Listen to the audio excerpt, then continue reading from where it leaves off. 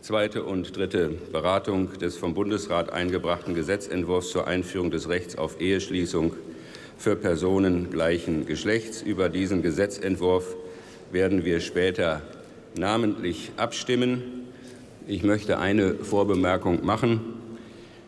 Nach der jetzt folgenden Debatte stimmen wir über ein Anliegen ab, das erkennbar viel mehr Menschen intensiv beschäftigt und umtreibt, als davon unmittelbar betroffen sind. Das gilt in die eine wie in die andere Richtung. Auch diesmal gibt es bei ruhiger, nüchterner Betrachtung jeweils beachtliche Gründe für wie gegen die geltende Rechtslage. Es wäre schön, wenn in der folgenden Aussprache der wechselseitige Respekt deutlich würde, den beide Positionen zweifellos verdienen.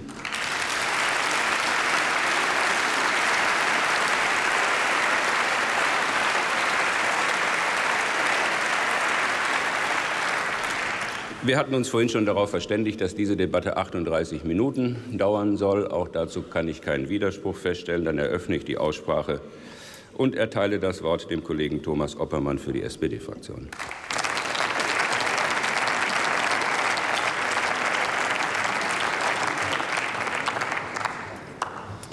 Herr Präsident, meine Damen und Herren!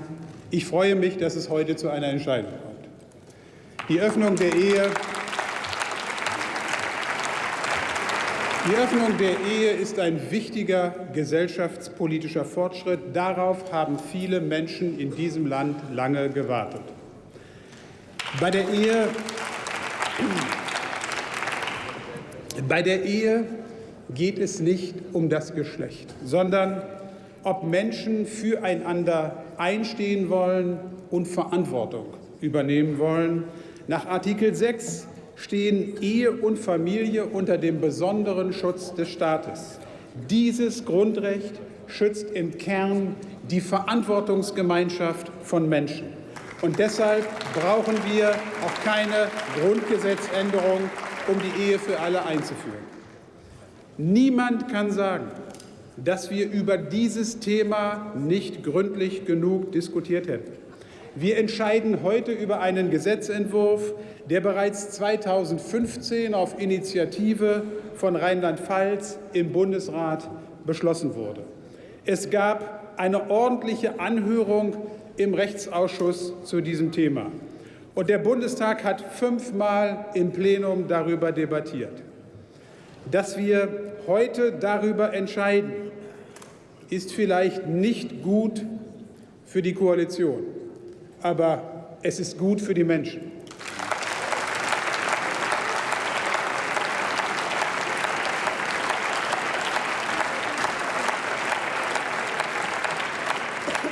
Und es ist gut für das Parlament.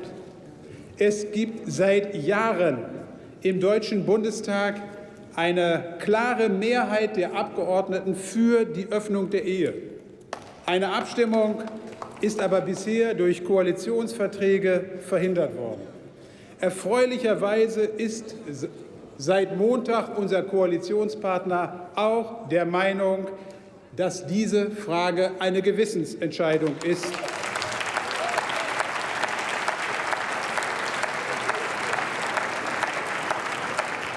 Eine zwingende, logische Folge daraus ist, dass die Abstimmung freigegeben werden muss. Meine Damen und Herren, wir leben in einer Zeit des gesellschaftlichen Wandels. Gleichgeschlechtliche Paare werden heute akzeptiert. Das ist in einer offenen, toleranten Gesellschaft möglich. Ganz unterschiedliche Lebensentwürfe gehören heute zum Alltag. Wenn unsere Verfassung eines garantiert, dann, dass jeder in diesem Land so leben kann, wie er es für richtig hält, wie Sie es für richtig hält.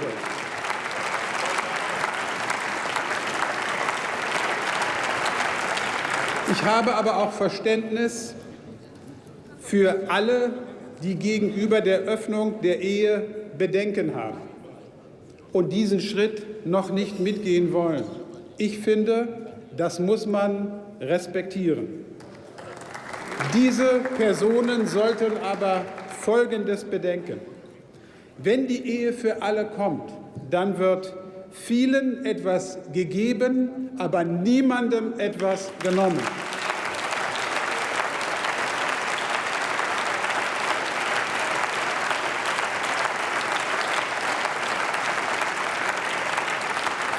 Das, meine Damen und Herren, sollten auch die bedenken, die heute dagegen stimmen wollen.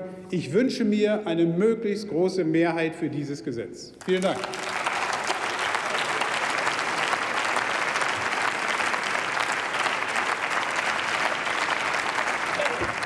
Dietmar Bartsch ist der nächste Redner für die Fraktion Die Linke. Ja, doch nicht das letzte Mal, dass Sie Herr Präsident, meine Damen und Herren! Das ist heute sicherlich ein historischer Tag für viele Menschen. Wir beschließen das Recht auf Eheschließung für Menschen gleichen Geschlechts. Das ist vor allen Dingen aber ein Erfolg des langjährigen Kampfs vieler Aktivistinnen und Aktivisten, die jahrelang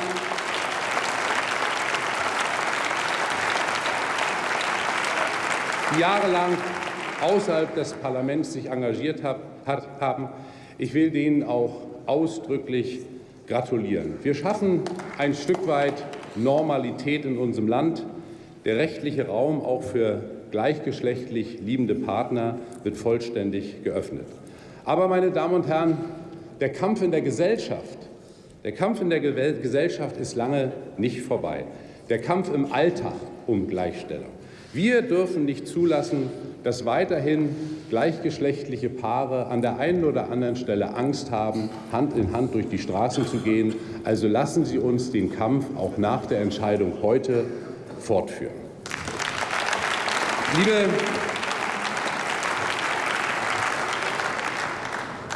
Lieber Thomas Oppermann, liebe Kolleginnen und Kollegen von der SPD, ich habe Sie ja selten so gelöst erlebt wie heute. Ich will aber Ihnen schon anmerken, das hätten Sie natürlich die ganzen 4 Jahre haben können. Also wir hätten doch so viel an fortschrittlicher Politik hier im Deutschen Bundestag beschließen und umsetzen können. Das wäre doch wunderbar. Ich will nur eine Anmerkung machen. Wir als Linke werden allerdings nie die CDU-Vorsitzende um Erlaubnis fragen, ob wir fortschrittliche Politik beschließen dürfen. Das werden wir nie machen. Und so, für Sie ist das schade, das kann ich nachvollziehen, aber wir werden es nicht machen. Deswegen lassen Sie mich zum Abschluss eine Bemerkung machen. Heute steht im Übrigen auch nach der Abstimmung nicht die Frage, hat Merkel gewonnen, hat Schulz gewonnen. Ehrlich gesagt, das ist völlig unerheblich in dieser Frage. Das ist völlig unerheblich. Ich bin stolz, dass meine Fraktion da auch einen Beitrag geleistet hat. Es war unser erster Antrag mit der schönen Drucksache Nummer 18.8, der um diese Frage ging. Wie viele andere.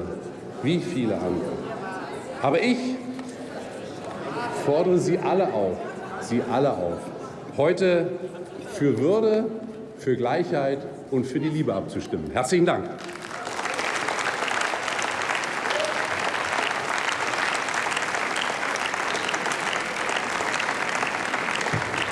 Für die CDU-CSU-Fraktion hat Volker Kauder das Wort.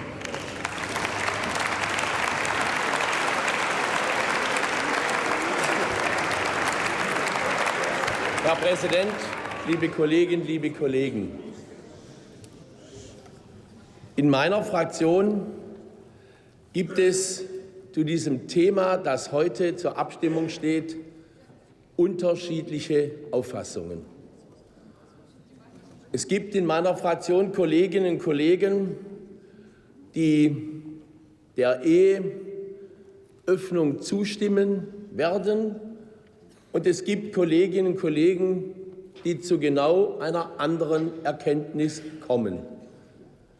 Als Vorsitzender dieser Fraktion habe ich Respekt vor beiden Seiten.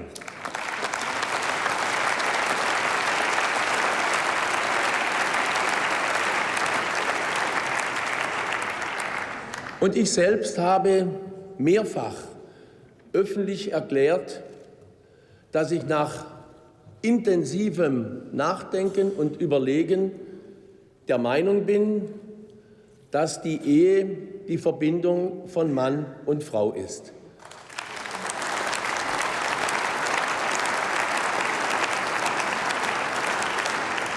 Und da ich weiß, dass man auch als Christ zu einer anderen Überzeugung kommen kann, war für mich schon klar, dass ich persönlich nie irgendetwas unterschreiben würde, in dem Ehe für alle drinsteht, aus Gewissensgründen, liebe Kolleginnen und Kollegen. Und diese Gewissensentscheidung, die ich für mich getroffen habe, muss ich natürlich und will ich auch allen anderen zugestehen.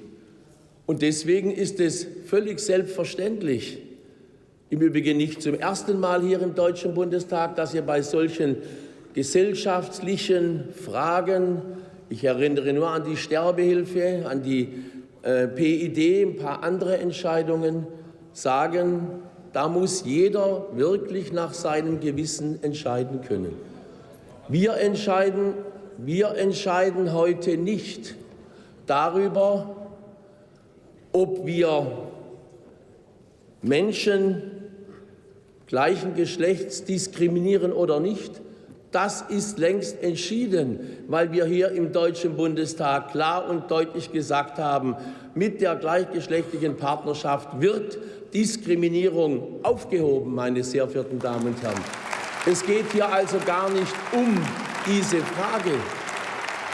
Es geht auch nicht um die Frage, ob auch in Beziehungen von gleichgeschlechtlichen Partnern Liebe, Treue, Aufmerksamkeit gelebt werden kann, sondern es geht schlicht und ergreifend um die Frage, ob die Verbindung von Mann und Frau, die seit Jahrhunderten in unserem Kulturraum als Ehe bezeichnet wird, ob die nun auch geöffnet wird.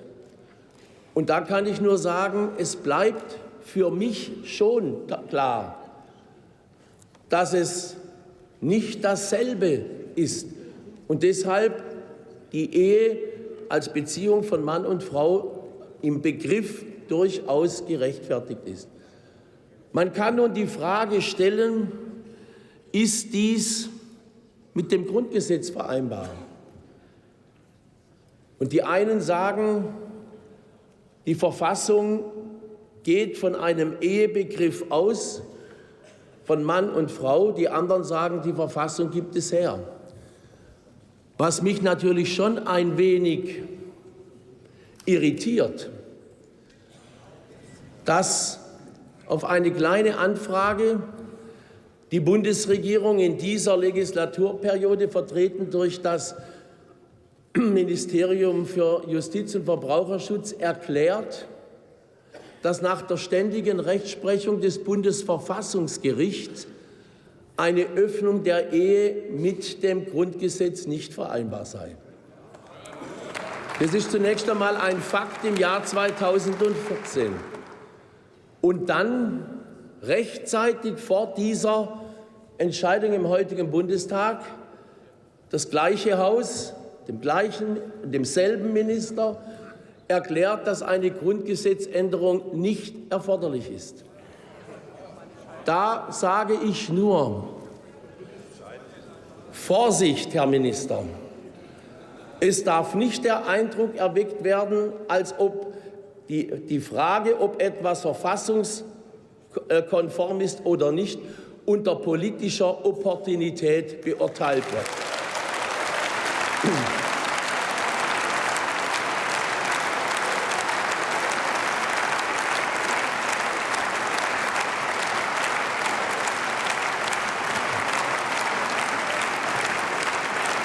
Liebe Kolleginnen, liebe Kollegen, unabhängig davon, wie die Entscheidung ausgeht, man kann es ja schon voraussagen, sage ich für mich und auch für meine Fraktion, wir haben Respekt vor der Haltung eines jeden Kollegen und einer jeden Kollegin. Wenn ich aber so die Diskussionen der letzten Zeit an mir vorüberziehen lasse, habe ich allen Grund, auch zu sagen, auch diejenigen, die sagen, aus meiner christlichen Überzeugung, aus meiner persönlichen Überzeugung kann ich dem Antrag Ehe für alle nicht zustimmen, dass die denselben Respekt verdient haben.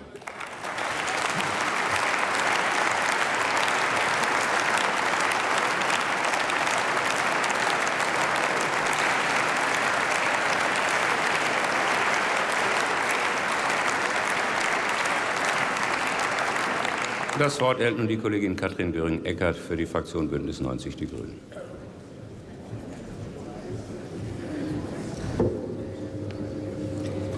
Herr Präsident, liebe Kolleginnen, liebe Kollegen, meine Damen und Herren auf den Tribünen, auch wahrscheinlich draußen an den Bildschirmen werden nicht so viele schon morgens zwischen 8 und 9 normalerweise Bundestagsdebatten verfolgen. Man sollte mit Worten wie historisch besser sparsam umgehen, doch es gibt diese Zumomente, da weiß man, hier wird gerade Geschichte gemacht, und das hier ist ein solcher Moment.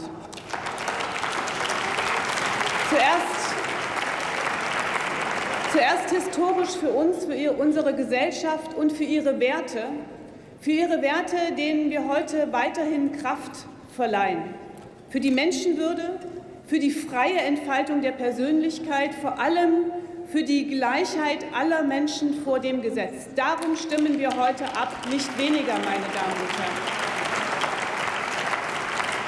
Sodann historisch für Lesben und Schwule, die das Unwort verpartnern endlich aus dem Wortschatz streichen können. Ja, ich will, reicht, es ist genug Ehe für alle da, meine Damen und Herren. Historisch für die Zivilgesellschaft und deren politischen Kampf für gleiche Rechte. Nach mehr als 25 Jahren, unzähligen CSDs, Initiativen, Aktionen freue ich mich, dass sie heute hoffentlich ihren hochverdienten Höhepunkt findet, meine Damen und Herren. Es geht um etwas Simples, um etwas Einfaches. Es geht um die Ehe. Aber es geht eben auch darum, wie wir in unserem Land zusammenleben. Die Ehe heißt es ja, sei konservativ. Und deswegen verstehe ich so wenig, warum dann Konservative so dagegen sind. Nein, es wird niemandem etwas genommen. Vertrauen, Verbindlichkeit, Verlässlichkeit, darum geht es, und zwar für alle. Nehmen Sie doch Ihr Gewissen in die Hand und freuen Sie sich. Und freuen Sie sich auch, dass Paare Kinder adoptieren wollen. Denn es ist großartig, mit Kindern zusammenzuleben, und zwar verbindlich und ohne Unterschied zu anderen Kindern. Auch darum geht es heute. Der Weg war lang. 1992 die Aktion Standesamt. 250 Paare haben das Aufgebot bestellt, die könnten heute schon Silberhochzeit feiern. 1994 der Roth-Report im Europäischen Parlament zur Gleichberechtigung. Danke, Claudia Roth. Im gleichen Jahr der erste grüne Gesetzentwurf im Bundestag. 1999 die Hamburger Ehe von Christa Sager durchgesetzt, die sich damals wie eine Schwiegermutter fühlte.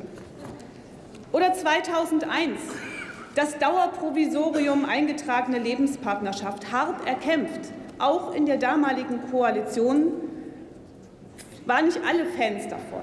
Vorkämpferin damals Renate Künast. Dass sich einige von den unionsregierten Ländern dann dazu entschieden haben, dass die eingetragene Lebenspartnerschaft nur in Kfz-Meldestellen gemacht werden konnte, meine Damen und Herren, das zeigt mir jedenfalls, dass man ziemlich ideologisch sein kann, auch wenn es um die Liebe geht. Gut, dass sowas inzwischen nicht mehr gängige Praxis ist. Und seitdem Anträge, Gesetzentwürfe von uns, von anderen, Entscheidungen des Bundesverfassungsgerichts, 80% der Menschen in diesem Land, 70% übrigens der Unionswählerinnen und Unionswähler. Herr Kauder, da müssten doch eigentlich selbst Sie schwach werden. 3 Gesetzentwürfe in dieser Legislatur, darunter jener vom Bundesrat, entstanden in Rheinland-Pfalz von der grünen Ministerin Irene Alt. Die Erfolge auf diesem Weg haben wir vielen Menschen zu verdanken. Mein Dank, meine Anerkennung gilt heute einem, der sich schwer selber loben kann. Und deshalb stehe ich hier. Unermüdlich, beharrlich, unbeirrbar. Lieber Volker, du hast deine Gegner und deine Freunde gleichermaßen genervt. Frau Es Kollegin. ist dein Lebenswerk und du bist kein Lobbyvertreter. Du bist Bürgerrechtler und darauf sind wir stolz, wir Grüne. Danke, Volker Beck. Sehr geehrte Damen und Herren,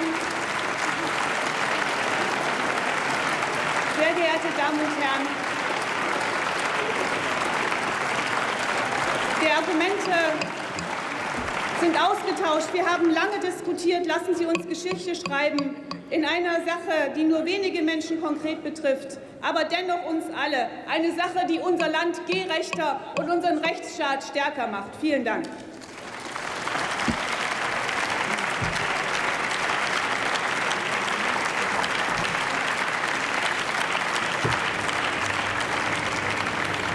Eva Högel ist die nächste Rednerin für die SPD-Fraktion.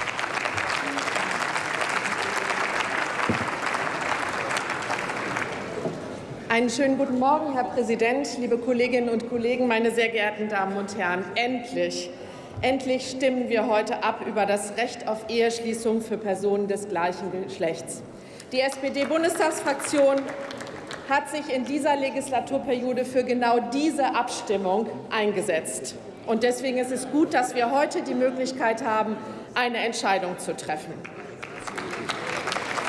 Liebe Kolleginnen und Kollegen, in unserer Gesellschaft gibt es vielfältige Formen des Zusammenlebens. Das ist Realität und ja, das ist Normalität. Menschen leben mit Kindern und ohne Kinder zusammen. Sie haben einen Trauschein oder keinen, sie nennen es Ehe oder eingetragene Partnerschaft. Das ist Ausdruck der freien Entfaltung der Persönlichkeit und der Menschenwürde. Eine Studie der Antidiskriminierungsstelle des Bundes besagt, dass 82% der Befragten eine Ehe für alle befürworten. Und wenn sich die Gesellschaft wandelt, liebe Kolleginnen und Kollegen, und ich sage das in diese Richtung, dann müssen wir als Gesetzgeber handeln. Dann müssen wir reagieren und dürfen das nicht ignorieren. Wenn Menschen sich lieben, wenn sie ihr Leben teilen, wenn sie füreinander sorgen, wenn sie vielleicht Kinder großziehen oder auch nicht, wenn sie sich entscheiden, diese Verbindung auf Lebenszeit zu schließen, dann nennen wir das Ehe. Und darum steht diese Verbindung unter dem besonderen Schutz des Staates. Und es ist eine nicht zu rechtfertigende Diskriminierung, wenn wir hierbei nach dem Geschlecht unterscheiden. Was unter Ehe nach Artikel 6 unseres Grundgesetzes zu verstehen ist, das ist nicht auf Ewigkeit festgeschrieben. Es wandelt sich, und das wissen wir auch alle, wenn wir zurückdenken, wie die Ehe in den letzten Jahrzehnten verstanden wurde.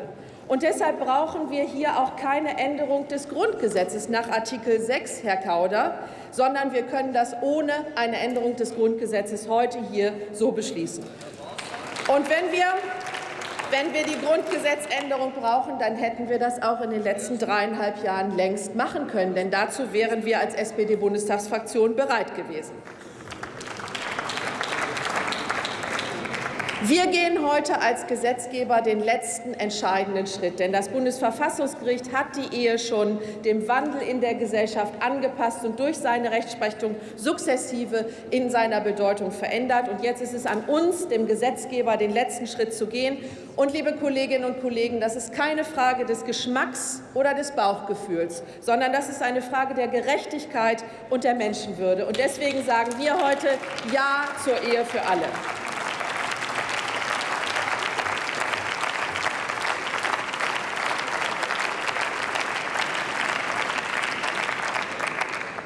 Nächster Redner ist der Kollege Ralf Petzold für die Fraktion Die Linke.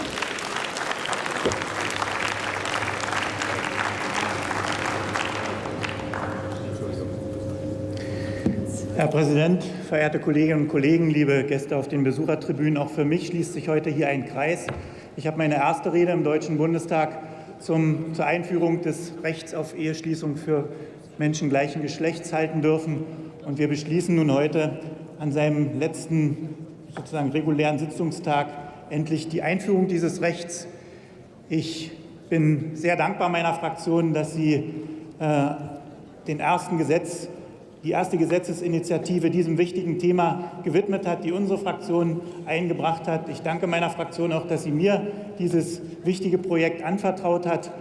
Und ich danke all jenen, die uns innerhalb und außerhalb des Parlaments unterstützt haben, insbesondere natürlich auch den Abgeordneten, die heute hier nicht mehr Mitglied des Deutschen Bundestages sind, beispielsweise meine Vorgängerkollegin Dr. Barbara Höll, die ich auf der Besuchertribüne ganz herzlich begrüßen will, Christian Schenk aus unserer Fraktion, aber auch all denjenigen, die hier im Hause beispielsweise in der überfraktionellen Abgeordnetengruppe mit dafür gesorgt haben, dass wir den heutigen Moment hier erleben und gemeinsam beschließen können.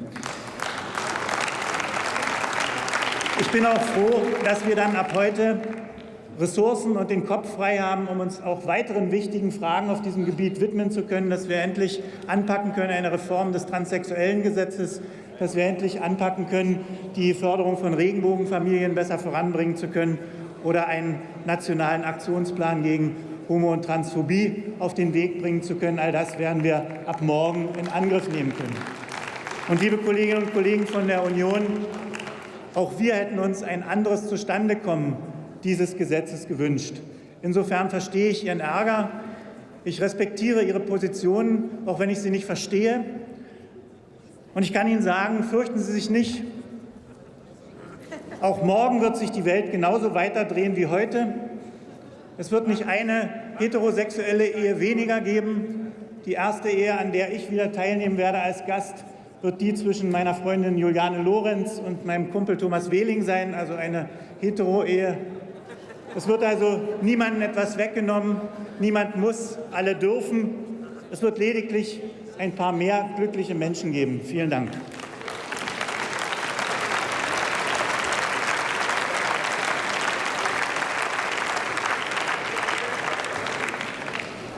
Das Wort hat nun die Kollegin Erika Steinbach.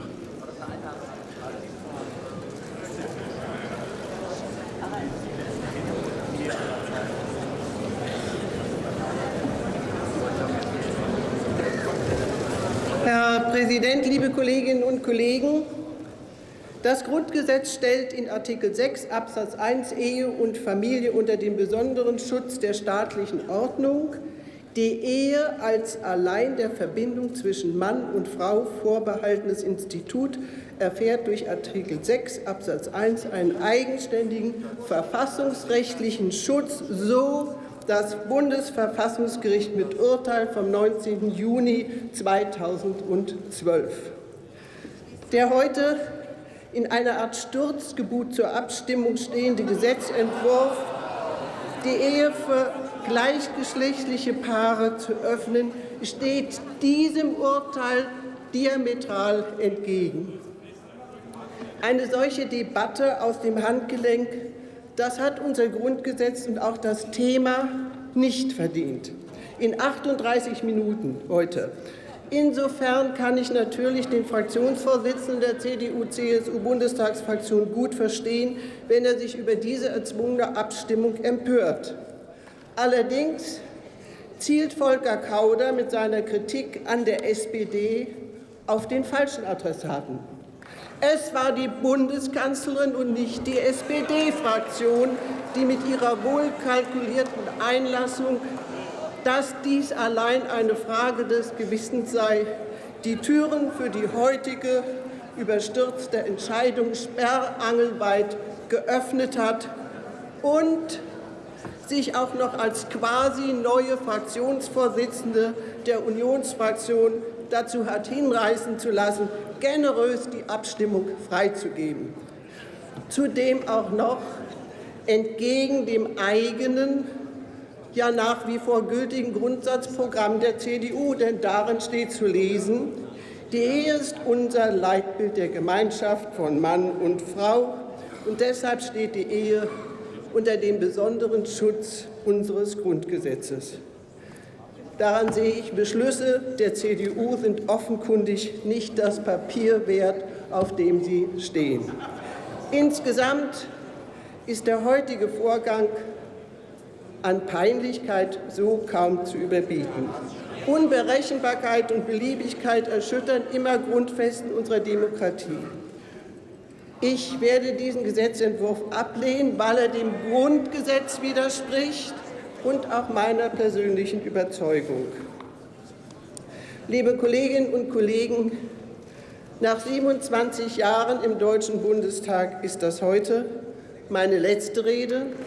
Es waren intensive Jahre. Danke für den Beifall. Es waren intensive Jahre, die ich nicht missen möchte, insbesondere meine erste Legislaturperiode im auch erstmals gesamtdeutschen Bundestag mit Bundeskanzler Helmut Kohl. Das war eine singuläre historische Lebenserfahrung. Und ich bedanke mich bei allen Kolleginnen und Kollegen aller Fraktionen des Hauses für eine konstruktive, teils harmonische, teils kontroverse, zumeist respektvolle Zusammenarbeit. Und vom neuen Bundestag erhoffe ich, dass er seine Kontrollfunktion gegenüber der Bundesregierung verantwortungsvoller wahrnimmt, als es in den letzten Jahren geschehen ist. Wir haben keine Kanzlerdemokratie, wir haben eine parlamentarische Demokratie. Und unsere parlamentarische Demokratie bedarf dringend der Wachsamkeit. Dankeschön. Frau Kollegin, ich möchte eine Bemerkung in Ihrer Rede doch zum Anlass für eine Klarstellung nehmen. Nach unserer Verfassung entscheidet jeder einzelne Abgeordnete, wie er sich zu jedem einzelnen, Sie haben jetzt nicht nochmal das Wort, ich habe jetzt nicht die Absicht, mit Ihnen eine Debatte zu führen, entscheidet jeder einzelne Abgeordnete, wie er sich zu welchem beliebigen Tagesordnungspunkt auf der Tagesordnung des Deutschen Bundestages verhält. Dazu bedarf es keiner Freigabe, weder durch Fraktionen noch durch Parteien.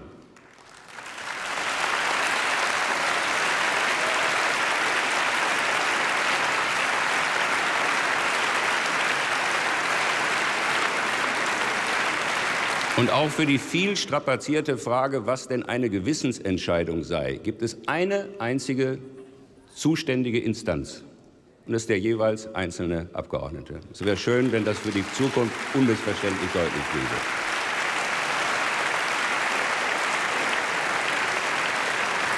Jan-Marco Lutschak ist der nächste Redner für die CDU-CSU-Fraktion.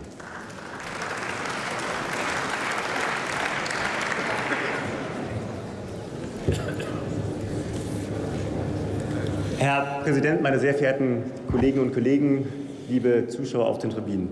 Mit dem heutigen Tag findet eine Debatte ihren Schlusspunkt, in der höchst kontrovers gestritten, in der leidenschaftlich gerungen wurde und die Emotionen auch das ein oder andere Mal wirklich hochgingen. Auch und gerade in meiner eigenen Partei. Ich fand dabei immer wichtig, es ist heute schon betont worden, dass wir die Meinungsunterschiede hart in der Sache, aber immer mit gegenseitigem Respekt für die Sichtweise des jeweils anderen ausgetragen haben. Nicht jeder, der heute nicht für die Öffnung der Ehe stimmt, der ist damit gleich homophob. Und deswegen wünsche ich mir für heute, dass wir nicht rausgehen und gucken, wer hat heute wie abgestimmt und uns das dann gegenseitig im Wahlkampf vorwerfen, sondern bei der Gleichstellung, da geht es um Toleranz und Respekt. Und ich finde, wir alle sollten das auch denjenigen gewähren, die nicht unserer eigenen Meinung sind. Richtig ist, die Debatte hat lange gedauert, sehr lange gedauert. Aber vielleicht hat diese Länge der Debatte auch etwas Gutes. Denn manche gesellschaftliche Veränderung, die benötigt Zeit, wenn sie denn akzeptiert werden soll. Und das zeigt zum Beispiel ein Blick nach Spanien, das zeigt ein Blick nach Frankreich, wo die Gleichstellung mit knappen Mehrheiten, aber dafür sehr, sehr schnell umgesetzt wurde. Und manche Menschen haben sich dadurch überfordert gefühlt. Sie sind auf die Straße gegangen zu Millionen und haben dagegen demonstriert. Das ist in Deutschland glücklicherweise nicht der Fall. Heute sagen uns Umfragen, dass 82% der Menschen für die Öffnung der Ehe für gleichgeschlechtliche Paare sind. Und deswegen sage ich, der Zeitpunkt für die Öffnung der Ehe, da ist heute da, meine Damen und Herren. Ich habe in der ganzen Zeit manchmal das Gefühl gehabt, dass aus dem Blick geraten ist, worum es bei der Ehe im Kern eigentlich geht.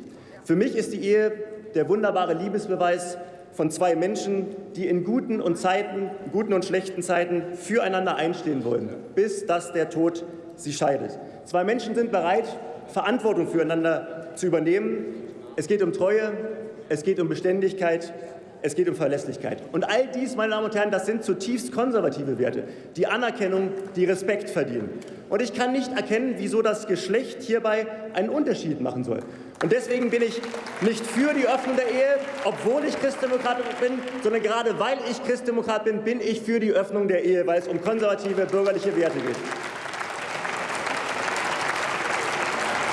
Und wenn nun dem gegenüber argumentiert wird, gleichgeschlechtliche Ehen, das sei ein Angriff auf Familien, so möchte ich entgegnen, kein Kind wird doch weniger geboren und keine Heterosexuelle wird nicht eingegangen, nur weil es Schwulen und Lesben zukünftig auch erlaubt ist zu heiraten. Den einen wird nichts genommen, nur weil den anderen etwas ermöglicht wird. Und genau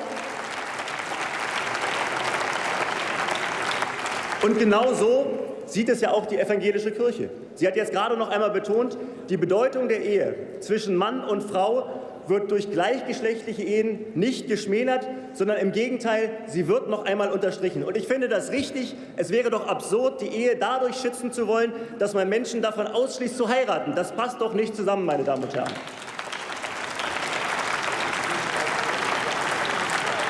Und nun stellt sich natürlich die Frage, brauchen wir dazu eine Änderung unserer Verfassung? Ich persönlich glaube, das ist nicht der Fall. Wenn wir uns den verfassungsrechtlichen Ehebegriff in Artikel 6.1 unseres Grundgesetzes anschauen, und zwar in der Diktion der Rechtsprechung unseres Bundesverfassungsgerichts, dann ist dieser Begriff offen. Er muss in den zeitgeschichtlichen Kontext eingebettet werden. Er muss mit Blick auf einfach gesetzliche Regelungen und mit Blick auf die gesellschaftlichen Anschauungen interpretiert werden.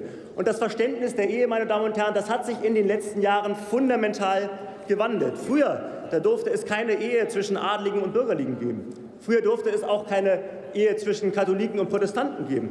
Und auch früher war es so, dass der Ehemann einer Ehefrau das Arbeitsverhältnis kündigen konnte, ohne diese zu fragen. Heute haben wir das Lebenspartnerschaftsgesetz eingeführt. Heute sind diskriminierende Regelungen abgeschafft worden. Heute sind gleichgeschlechtliche Paare selbstverständlicher Teil unserer gesellschaftlichen Realität.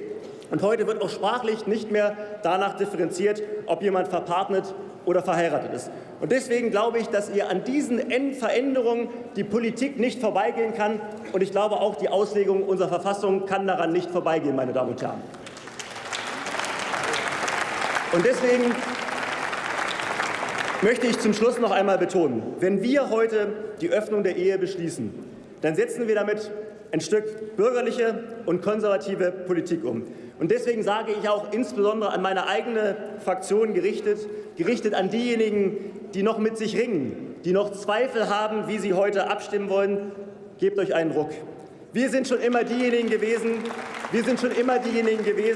die neue Entwicklungen mit tradierten Werten zusammenbringen. Und ich bin überzeugt, wir können heute nicht nur für die Gesellschaft, sondern auch für die Unionsparteien ein wichtiges Zeichen setzen für eine moderne, für eine tolerante, aber eben auch für eine im besten Sinne wertkonservative Politik.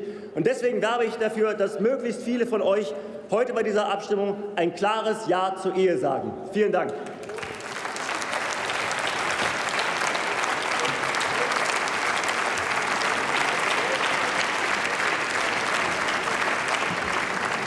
Volker Beck erhält nun das Wort für die Fraktion Bündnis 90 Die Grünen.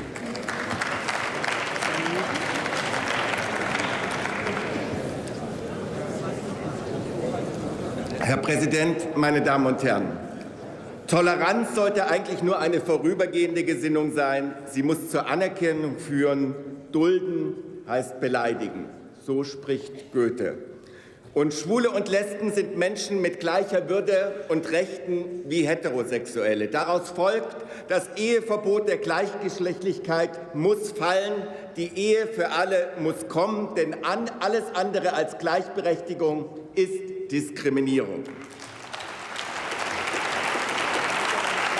Wenn der Bundestag heute die Ehe für gleichgeschlechtliche Paare öffnet, ist das ein historischer Tag für unsere Minderheit. Es ist ein Beitrag zur Einigkeit und Recht und Freiheit für unser Land. Die Verheißungen unserer Verfassung und unserer Hymne werden dann endlich auch für Lesben und Schwule wahr. Die Phase der Toleranz ist beendet. Die Phase der Toleranz ist beendet. Die Epoche der Akzeptanz kann heute beginnen. Das Ja zur Ehe für alle nimmt niemandem etwas weg. Es beendet lediglich die Diskriminierung der Lesben und Schwulen. Und ich appelliere an die Konservativen hier im Saal. Und ich spreche da keine Partei an, sondern eine Wertehaltung. Konservativ sein heißt, im zu Bewahrenden das Bewahrenswerte zu erkennen und zu erhalten. Und was ist an der Ehe bewahrenswert? Die Verantwortung und Einstehensgemeinschaft zweier Menschen, aber nicht die Diskriminierung von Homosexuellen. Heute ist ein großer Tag für Schwule und Lesben und ich danke an alle, die in den letzten 3 Jahrzehnten aus der LGBT-Community, insbesondere Eddie Stapel, Manfred Bruns, Günter Tworik vom LSVD, diesen Tag möglich gemacht haben. Und ich danke dem Bundesrat, stellvertretend Winfried Kretschmann, aber auch Irene Alt, die uns die Vorlage für diesen Tag hier heute geliefert haben. Meine Damen und Herren, lassen Sie heute die Parteipolitik zur Seite, sondern lassen Sie uns die Lesben und Schwulen und ihre Rechte in den Mittelpunkt stellen. Vielen Dank.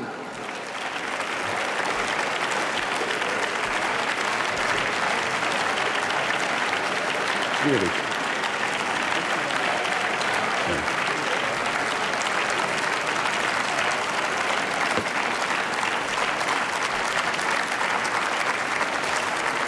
Johannes Kahrs ist der nächste Redner für die SPD-Fraktion.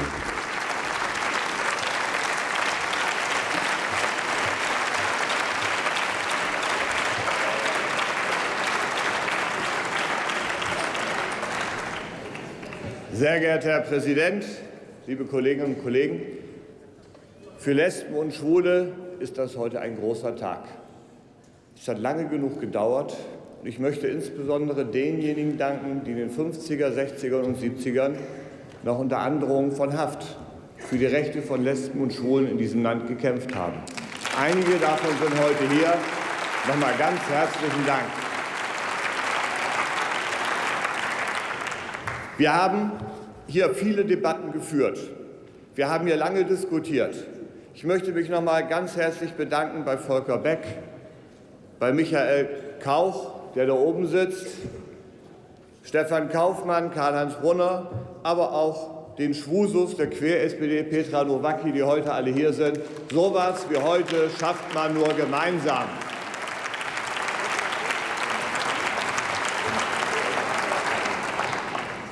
Allerdings muss ich auch sagen, dass dies heute der letzte Moment war. Wir haben hier Legislaturperiode nach Legislaturperiode diskutiert. Und immer war es die CDU, CSU, die in jeder Frage die Gleichstellung von Lesben und Schwulen blockiert hat, trotz aller Reden heute. Und wenn man denn sagt, und einige Kommentatoren loben ja auch immer Frau Merkel, dass das eine große strategische Glanzleistung war. Ehrlich gesagt, das war es nicht. Frau Merkel kann es Ihnen nicht ersparen, es war erbärmlich, es war peinlich. Seit 2005 haben Sie die Diskriminierung von Lesben und Schwulen hier unterstützt und haben nichts dafür getan, dass es zu einer Gleichstellung kommt. Sie haben sich hier verstolpert, das war Ihr Schabowski-Moment. Sie haben es wirklich ernsthaft gesagt, dass erst die Abgeordneten der nächsten Legislaturperiode ein Gewissen haben dürfen. Aber in dieser Legislaturperiode hätten wir unser Gewissen hier heute nicht abstimmen dürfen. Und deswegen, und wirklich deswegen ist es wichtig, dass wir heute für die Öffnung der Ehe stimmen. Dieses ganze Verschwurbeln, es steht mir bis hier. Wir haben die Gleichstellung verdient und ich glaube, dass die Öffnung der Ehe dazugehört. Und deswegen bedanke ich mich noch mal bei allen, die auf den CSDs, die an den Infoständen, die in den Diskussionen dafür gearbeitet haben. Ich habe in diesen Koalitionsverhandlungen immer wieder erlebt, wie die Union blockiert hat. Noch in den letzten Tagen im Rechtsausschuss, im Innenausschuss. Heute wollten Sie diesen Tagesordnungspunkt gar nicht aufsetzen. Das ist erbärmlich, das ist peinlich. Und ehrlicherweise, Frau Merkel, vielen Dank für nichts.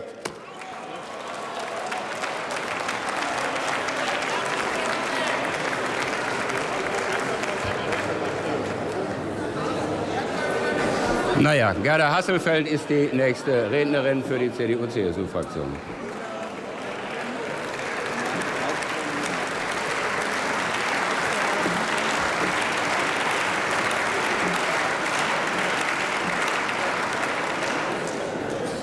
Herr Präsident, liebe Kolleginnen und Kollegen!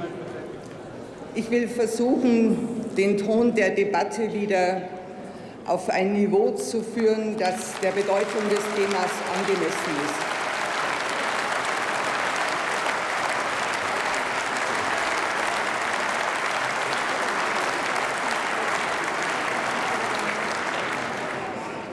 Für mich ist unbestritten, die Entscheidung von zwei Menschen, eine gleichgeschlechtliche Partnerschaft einzugehen, diese Entscheidung verdient Anerkennung, verdient Toleranz und sie braucht auch eine rechtliche Absicherung.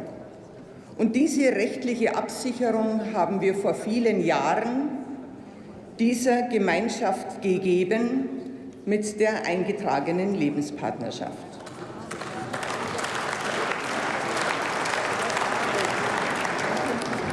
Und ich betone, diese eingetragene Lebenspartnerschaft ist nicht weniger und nicht mehr wert als die Ehe.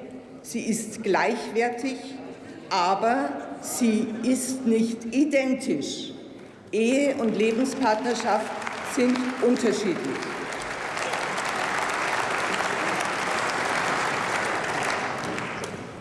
In der Ehe geht es nicht nur um das Füreinander-Einstehen, was natürlich auch in der Lebenspartnerschaft gelebt wird.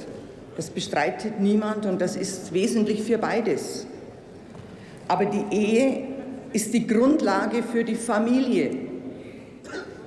Sie ist und bleibt nach meinem Dafürhalten, sage bewusst meine Einschätzung, die Grundlage dafür, dass unsere Gesellschaft auch weiterhin besteht. Es ist eine Gemeinschaft von Mann und Frau, aus der auch die Kinder geboren werden und die Zukunft unserer Gesellschaft gesichert wird.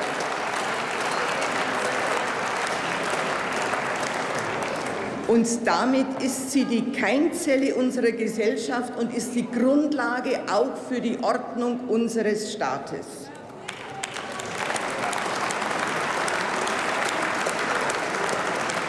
Und das ist auch der Grund dafür, dass Ehe und Familie durch das Grundgesetz unter den Schutz des Staates, der staatlichen Ordnung gestellt werden. Und dies ist auch der Grund dafür, dass die höchstrichterliche Rechtsprechung auch Ehe so definiert als Gemeinschaft von Frau und Mann.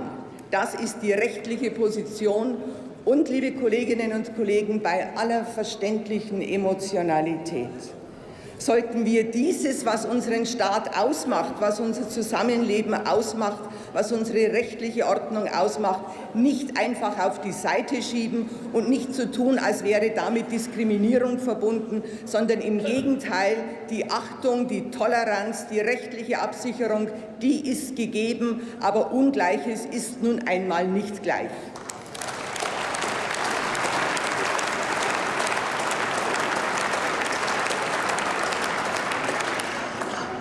Ich wundere mich etwas, dass die Frage der Verfassungsmäßigkeit so einfach abgetan wird. Das spielt keine Rolle und das müsse man jetzt anders sehen. Tatsache ist, Volker Kauder hat darauf hingewiesen, dass es gar nicht so lange her ist, dass aus dem Bundesjustizministerium die klare Ansage kam, zu einer Änderung, die Sie heute beschließen wollen, ist eine Grundgesetzänderung notwendig. Heute klingt das anders. Ich sage mal aus meiner Sicht, ehrlich gesagt, mit Glaubwürdigkeit, mit Ernsthaftigkeit, auch mit meinem Verständnis von Rechtsstaatlichkeit hat das nichts zu tun.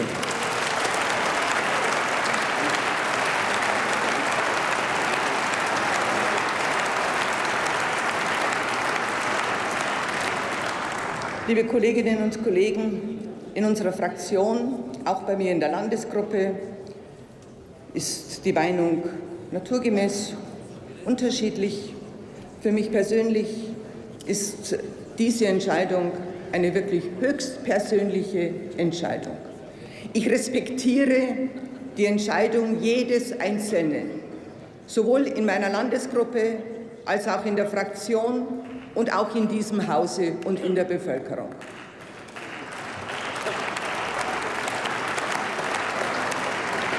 Und ich würde mir wünschen, dass dieser Respekt aber auch jenen zuteil wird, die heute diesem Gesetzentwurf nicht zustimmen, aus guten Gründen, dass wir uns gegenseitig anhören, aber dann individuell so entscheiden, wie wir es mit unserer Meinung, mit unserem Gewissen, mit unserem Verständnis vereinbaren können.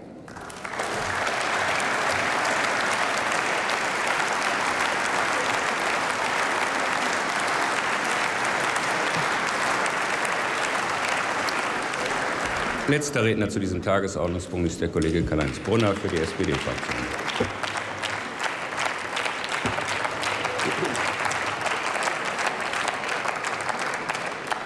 Sehr verehrter Herr Präsident, meine Kolleginnen und Kollegen! Viele von uns kennen das wunderbare Lied What a Wonderful Day. Was für ein schöner Tag. Was für ein schöner Tag, politisch zu arbeiten und Politik Wirklichkeit werden zu lassen.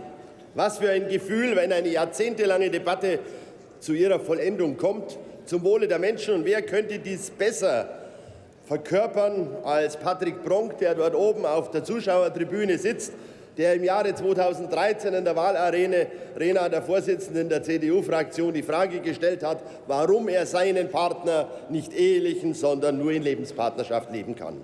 Wie schön, dass die Ehe für alle, dieses Grundrecht in diesem Land möglich wird, ohne Gerichtsentscheidungen, aus der Mitte der Gesellschaft heraus, politisch gewollt umgesetzt, unterstützt von weit mehr als 80% der Bevölkerung, einer tollen, starken Community, vielen Unterstützerinnen und Unterstützern über alle Parteigrenzen hinweg. Ein Gesetz heute, das mehr Freudentränen, Rührung, Erleichterung, Freude und Glück führen wird, als jedes, das zumindest ich in den 4 Jahren hier im Deutschen Bundestag erleben konnte. Und am Ende dieses Morgens wird niemand etwas genommen, niemand wird seiner Rechte beraubt, niemand wird ärmer. Nein, wir werden reicher in Deutschland, nicht nur, weil wir heute Geschichte schreiben, sondern weil wir dieses Land ein Stück reicher machen. Denn Liebe und Verstand drängen heute endgültig zu ihrem Recht. Das ist ein Erfolg, eine Freude für die Lesben und Schwulen in diesem Land, aber auch für unsere Demokratie, für unser tolerantes, für unser buntes Deutschland und zuletzt für dieses Hohe Haus. What a wonderful day. Bitte stimmen Sie, meine Kolleginnen und Kollegen, heute dem Gesetzentwurf des Bundesrats zu, damit den Schwulen und Lesben, den Lesben und Schwulen, den Männern und Frauen, den Menschen in unserem Land Gerechtigkeit widerfährt, damit die rechtliche Diskriminierung von Lesben und Schwulen in Deutschland rechtlich endgültig ein Ende findet. Vielen Dank.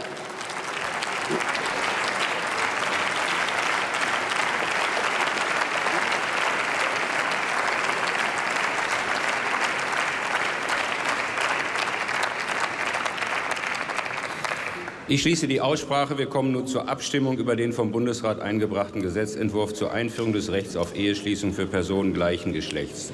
Dazu liegen mir etwa 80 persönliche Erklärungen zur Abstimmung vor, die wir wie immer